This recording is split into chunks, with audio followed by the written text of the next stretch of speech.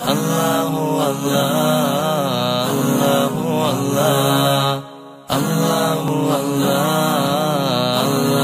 الله الله الله. الحمد لله الذي جعل هذه الدنيا زادا للآخرة لمن اغتنمها. Хвала Всевышнему, который сделал этот бренный мир провизией для вечного мира, провизией для тех, кто воспользуется этим миром. Хвала Создателю, который сделал этот мир кусочком рая для тех, кто оправдал доверие Всевышнего. Да благословит Аллах и приветствует своего любимца, нашего господина Мухаммада, который обучил нас тому, как относиться к этому миру и как подготовиться к вечному миру. Все благое, что мы совершаем в этом мире, помогает нам добиться довольства Всевышнего, содействует в осуществлении повелений Аллаха. Все это является провизией верующего для вечной жизни. Все то, что противоречит повелениям Всевышнего, то, что запретил Аллах, все то, что становится причиной вреда, все это зло, все это мирское, дунья, от которого нас предостерегал пророк, саллаллаху алейхи вассалям. Дунья — это причина порочности и пороков, причина лишения благ в ахирате. Мы все знаем, что не имеет ценности то, что отдаляет нас от Всевышнего, отвлекает от Его поминания. Всевышний говорит: «Я айюхаллазина аману ла тульхикум амвалукум ва ла ауладукум ан дикриллахи, ва ман яф'аль залика фаулайка хумул хасирун».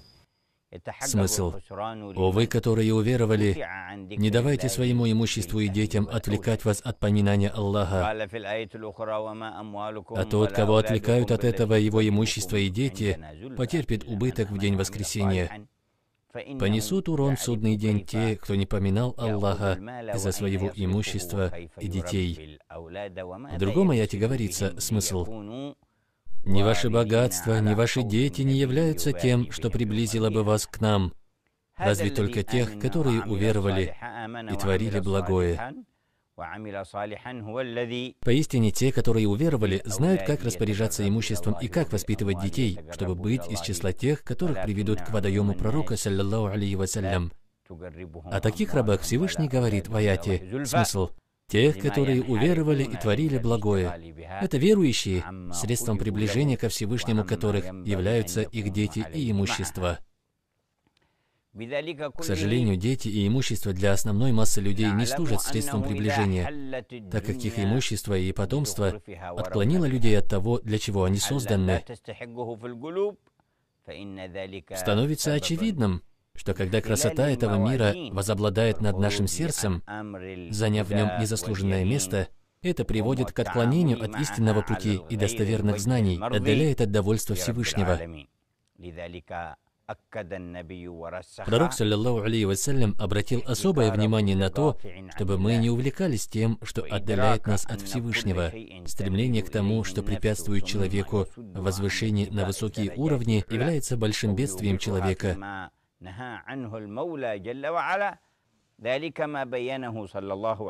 Дунья не имеет абсолютно никакой цены, как это разъяснил пророк, саллаллаху алейхи вассалям. Передает имам Муслим, имам Ахмад и Аль-Байхакки, что Джабир ибн Абдуллах, да будет доволен им Аллах, сообщил, что однажды посланник Аллаха, саллаллаху алейхи вассалям, проходил по рынку. Люди находились по обе стороны от него. И тут, проходя возле мертвого, безухого козленка, он подошел к нему и указал на него, а затем спросил: «Кто-нибудь из вас согласился бы купить его за дирхам?» И они, торговцы на базаре, ответили: «Мы бы за него вообще ничего не дали». На что он нам? Они ответили: «Клянемся Аллахом, он и живой-то был с ущербными ушами, ну а теперь он к тому же еще и мертв».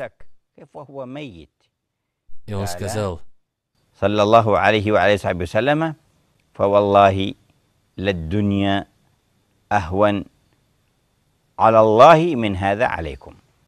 Клянусь Аллахом, дунья еще презрение для Аллаха, чем этот мертвый козленок для вас. Нельзя возвеличивать мирское сердцем, иначе в нем возникает любовь к мирскому, и сердце лишится связи со Всевышним. Поистине, любовь к мирскому – основа всех грехов. О те, которые уверовали, не устремляйте свои взоры на мирское. Пророк, саллаллаху алейхи вассаляма, сказал: «Отрекись от мирского, и Аллах полюбит тебя, и отрекись от того, чем обладают люди, и люди полюбят тебя». Таково положение мирского. Верующий должен воспользоваться этим миром, то есть правильно вести себя в этом мире, остерегаясь запретного и сомнительного.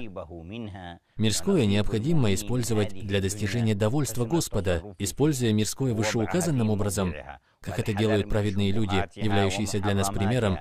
Человек сохранится от зла этого мира. Используйте мирское в борьбе с нашим врагом, сатаной, желая встречи с Господом и надеясь на Его милость. Как же унизительно положение тех, кто придал мирскому иное значение, устремившись к нему и обрекая себя на погибель.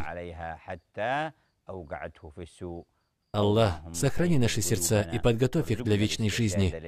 Дай нам сполна и правильно воспользоваться этой короткой жизнью, чтобы обрести вечное счастье. Вся хвала Аллаху, Господу миров.